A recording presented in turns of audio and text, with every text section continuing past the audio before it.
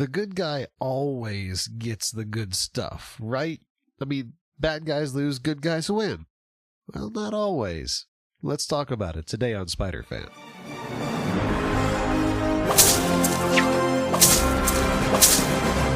Hello, webbed wonders, and welcome to another spectacular episode of the Friendly Neighborhood Spider Fan, the podcast that combines saving faith with spider fandom, brought to you by Geek Devotions, a network of podcasts of devoted geeks devoted to letting you know that you are loved.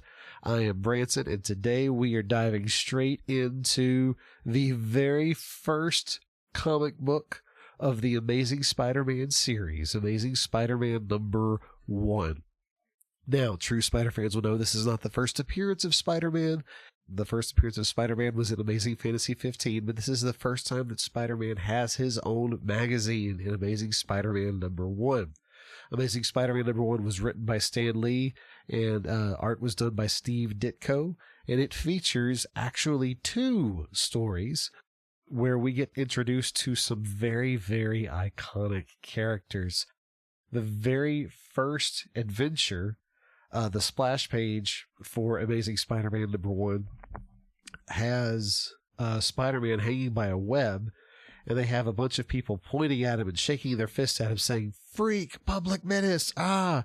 And you may notice that one of the people in that crowd, a person in that crowd that looks very, very familiar, he has an interesting Charlie Chaplin mustache.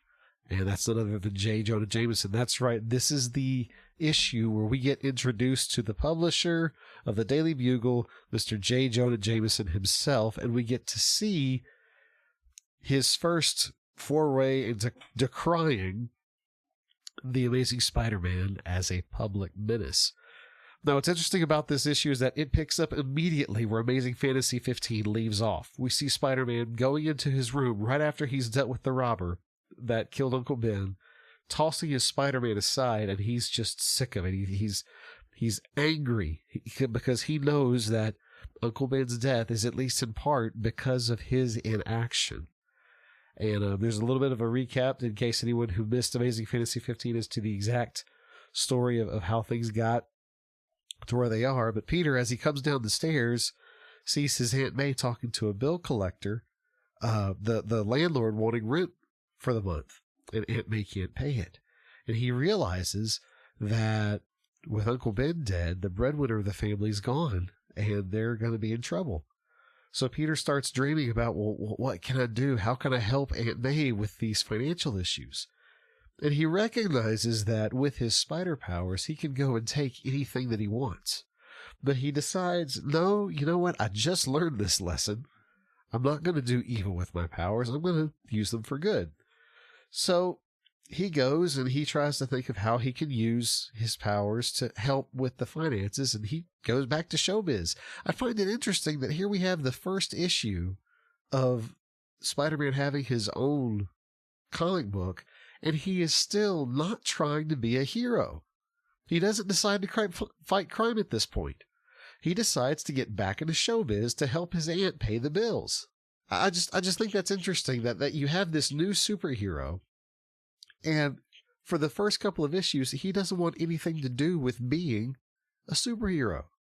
The dude's just trying to get by.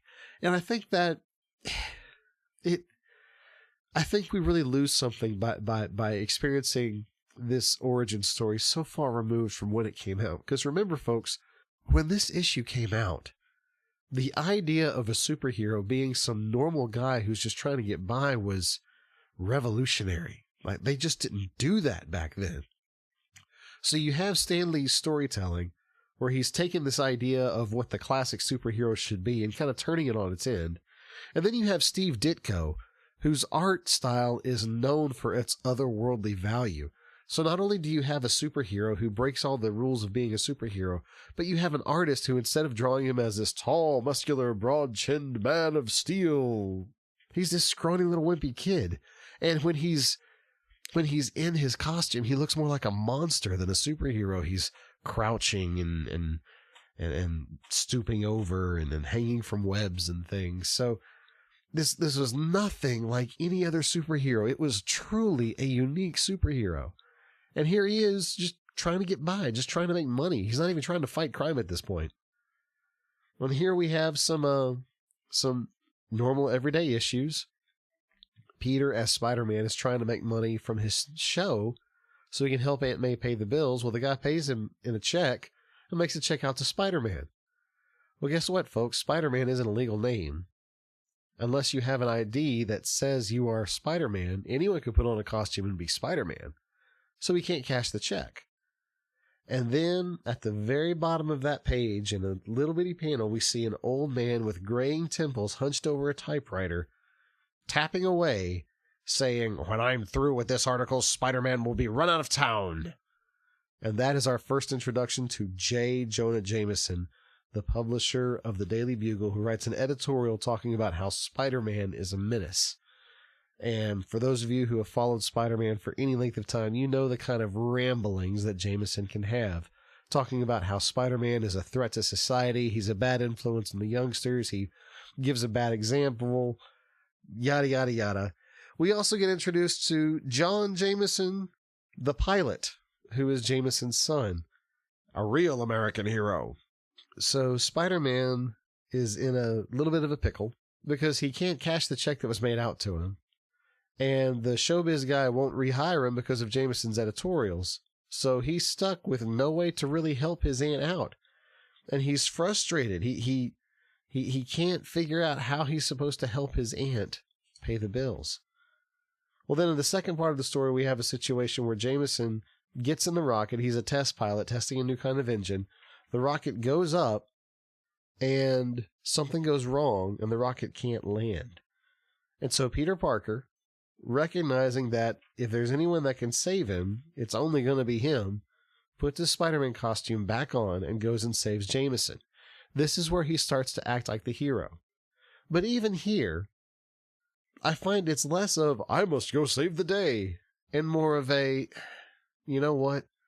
The last time I looked the other way and didn't do something when I could, bad things happened. I can't let that happen again. So we see that Peter Parker is learning from his experiences. He's learning from the circumstances that he's come through and is making a different decision, making a better decision. And he ends up saving the launch by replacing a much needed part and rescues John Jameson. And he's kind of smug about it too. Once the thing lands, he's like, yeah, Jameson's going to have to eat his words because I just went and saved his son. And then Peter reads the next edition of the Daily Bugle, and the headline reads, "This newspaper demands that Spider-Man be arrested and prosecuted because it was all a publicity stunt. It was all a plot by Spider-Man to steal the spotlight from my son. I accused Spider-Man himself of sabotaging the capsule so that the guidance unit would fall off. Spider-Man unlawfully broke into a military base and commandeered a plane by force. Then, by means of a grandstand play, he tried to make a hero of himself, but he caused an important missile test to fail and set our space program back by many weeks. I repeat, Spider-Man is a menace to America." In true Jameson fashion. So here we are introduced to the trope of Jameson absolutely hating Spider-Man and attempting to sway public opinion about Spider-Man against him. So Peter's kind of left wondering, what am I going to do? And that ends the first story of the issue. The second story of the issue, the title story, because the cover of Amazing Spider-Man 1 has Spider-Man facing off against the Fantastic Four. This is where Spider-Man meets the Chameleon. The Chameleon, who is a master of disguise, uses his abilities to try to frame Spider-Man for robbing some secret plans. In the midst of all of that, Spider-Man meets the Fantastic Four, and really, I think the whole point of this section, don't get me wrong, it's entertaining. It's fun to see Spider-Man fight the Fantastic Four, but I don't know if it was just filler or if it was a way to say, hey, we really want these heroes to be connected, so let's find an excuse to put Spider-Man in a situation where he meets other heroes from the universe of heroes that Stan Lee was creating. So it doesn't really help move the story along, but it's just good fun. It's just good fun. You know, it's fun to see Spider-Man outwit the entire Fantastic Four. Pure comic book fun. But what's interesting in the story is Spider-Man is still not trying to be a hero. The reason he gets himself in a mess is because the Chameleon puts out a message telling him, hey, Spider-Man, if you meet me on this specific rooftop at this specific time, then something good will happen. And Spider-Man's thinking, well, I need the money. I need something good to happen. So let me just go meet this guy and see what happens. So the Chameleon performs this robbery dressed as Spider-Man, runs up to the top of the building, jumps into a helicopter, flies off, leaving Spider-Man there on the roof. So when the police come up, they see Spider-Man there and think, aha, we got him. So Spider-Man's next adventure isn't him trying to be a hero. He's just trying to clear his name. He's trying to get away from the police and say, hey, look, I'm not the guy who stole these plans. Well, the Chameleon learns really quick that even the best disguise is no match for Spider-Man's spider sense. There's a tussle with the police, and they end up finding the Chameleon because they find it's really interesting. In the darkness, he dresses like one of the police officers and then yells out, look, the Chameleon's dressed as Spider-Man again. So all the cops start fighting Spider-Man again, and the guy's trying to slip away. Well, in the scuffle, Spider-Man accidentally rips the shirt of the Chameleon's police uniform, and they see the Spider-Man suit underneath, and that's how they know that he's the Chameleon.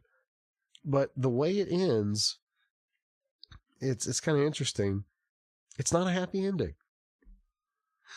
The Chameleon's caught, the plans are saved, Spider-Man's name is cleared, but instead of him standing victoriously over the city, looking out into the thing, he's running down a dimly lit alley and says, nothing turns out right. I wish I had never gotten my superpowers. Doesn't sound very heroic, does it? I mean, Spider-Man almost has this opinion of these powers aren't worth the trouble they've caused, the pain they've brought on my life. My uncle is dead. I'm completely incapable of helping my aunt pay the bills. These powers aren't doing anything for me. And I find that so interesting that at the time, that just wasn't how you wrote a superhero story. But that's what Stan Lee and Steve Ditko did. And obviously it worked, because here I am writing a podcast about it decades later. So it just shows that I don't know what was going on in the bullpen of Marvel Comics, but they were creating these stories like this that weren't irreverent. They didn't spit in the face of the heroic ideal, but they created characters that were larger than life and at the same time so relatable. And it's a kind of storytelling that, honestly, I don't know that we're even capable of having it today, because it was so new and so vibrant and so fresh. But I had a lot of fun rereading this for the umpteenth time. I've forgotten how many times I've read Amazing Spider-Man 1, but it was just a good reminder of how different and new Spider-Man was. So, highly recommend it. I read a copy in the collected edition of the Marvel Masterworks. I'm sure there are reprint copies available, or you can get it wherever you read your digital comics. All right, folks, now it's time. My spider sense is tingling. Welcome to Spider Sense Tingling, the portion of the show where I take things that we discussed about the Amazing Spider-Man comic book and we turn it into a spiritual discussion that will hopefully point you closer to Jesus Christ. Now, I mentioned before that as we read this story, it didn't end the way you would expect a superhero story to end. He doesn't get the girl, so to speak. People aren't cheering his name. People aren't saying, look up in the sky, it's Spider-Man. As a matter of fact, most people hate him. The police think he's a thief.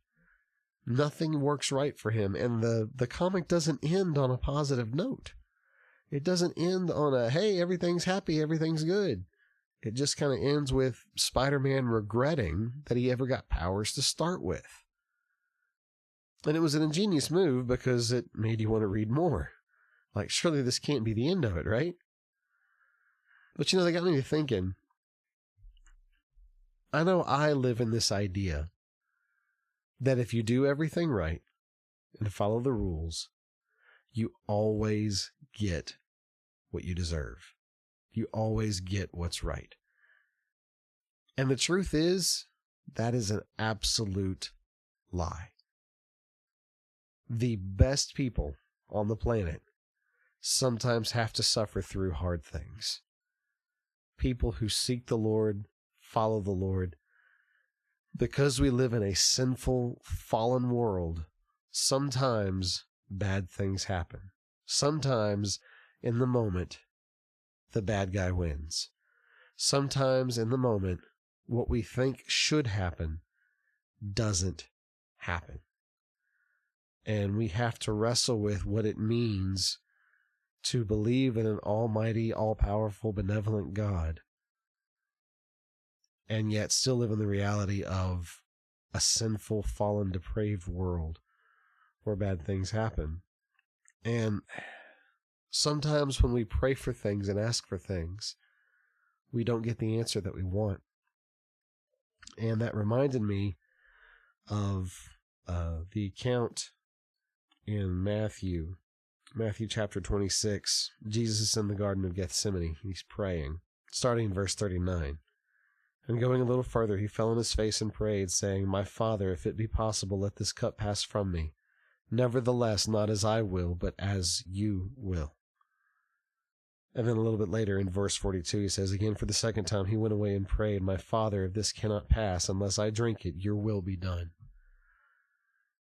This is something that we sometimes kind of gloss over when we talk about Jesus going to the cross. He didn't want to go. Jesus knew the kind of pain and anguish that he was going to endure, and he didn't want to go. The Bible says he was so stressed out about it that he was sweating drops of blood.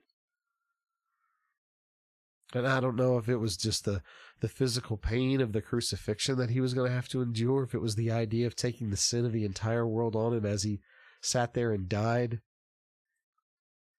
But he didn't want to. And the sobering thought is that he had the power to stop everything.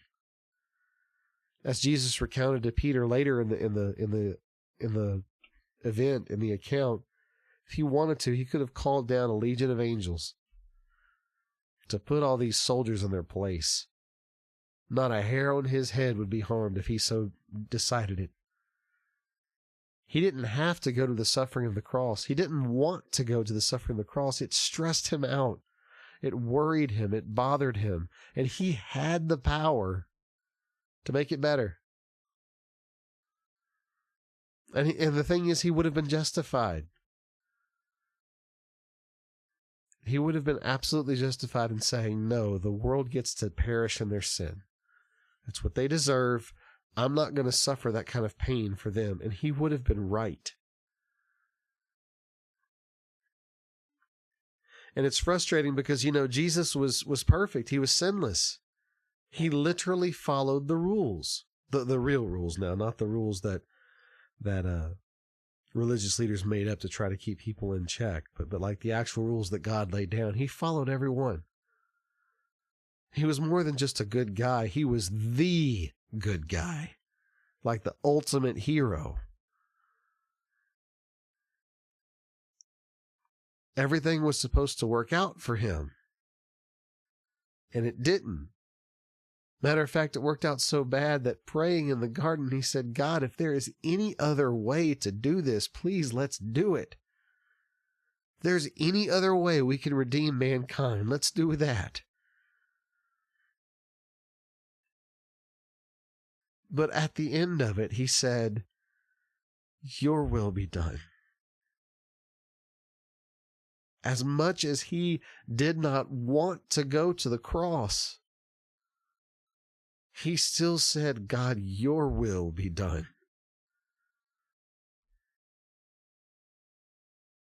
And I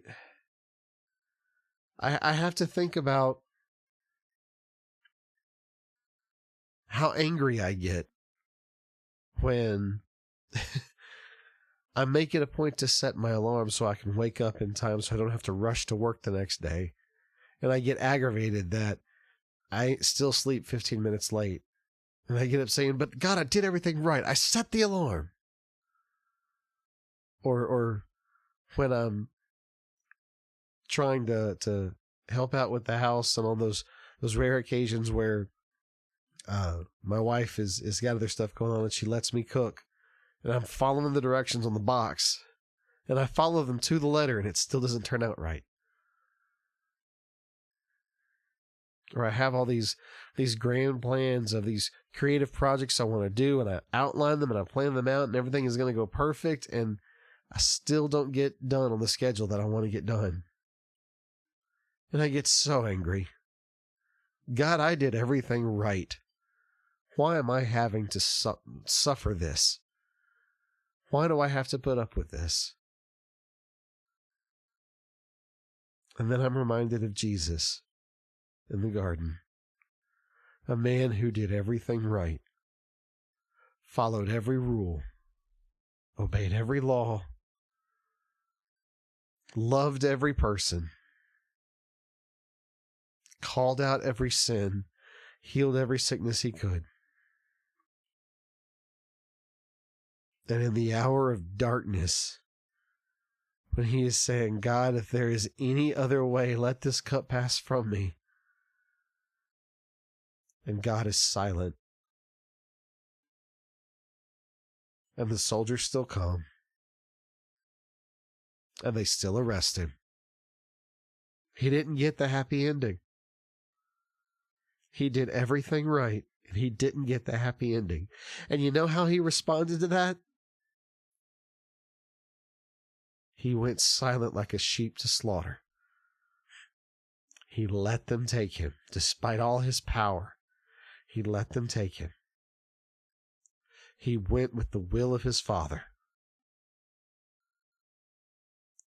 And guys, I gotta say, I'm glad that he did it that way. Because if he hadn't, you and I wouldn't be talking right now. Were it not for the willingness of Jesus to suffer through something he didn't deserve, I wouldn't be here. Because thankfully, that dark night isn't where the story ended. Jesus was crucified, brutally tortured, died on a cross. But 3 days later, he rose again. And he became that perfect sacrifice for our sin. And by grace, through faith in him, we are redeemed from our own sin. Jesus brings salvation to us. But the reason that happened is because Jesus experienced a moment where he did nothing wrong and still got the short end of the stick. He did nothing wrong and bad things still happened. And his response wasn't banging his feet and saying, why? His response was, not my will, but yours be done. So, with all due respect to Spider-Man, he didn't respond the way the true superhero responded. When Spider-Man didn't get his way, when Spider-Man did everything right and people still hated him, he ran off into an alley and cried. Said, I wish I never gotten my powers. But when Jesus did everything right, he stood with his head held high, took the lashing, took the beating, took the insults, took the scorn, took the pain, the suffering, ultimately death, even though he didn't deserve it. But praise be to God for that third day where he came up from the grave and showed us just how much of a superhero he is, that not even death itself can keep him down. So my encouragement to you is that when you find yourself in a situation where things just aren't going right, I would encourage me, and I'm preaching to myself here, to have the response of our Savior, not my will, but yours be done. Because ultimately, following God's will is where the real happy ending is. Thanks so much for listening, guys. I hope you enjoyed that jump into Amazing Spider-Man #1 with me. Be sure to follow me on all my social media stuff. It's all connected in the show notes. Make sure to hang out with the Geek Devotions community. I'm usually hanging out around Discord, that kind of thing. Until next time, keep your web shooters full, your spider sense alert, and your eyes always focused on Jesus.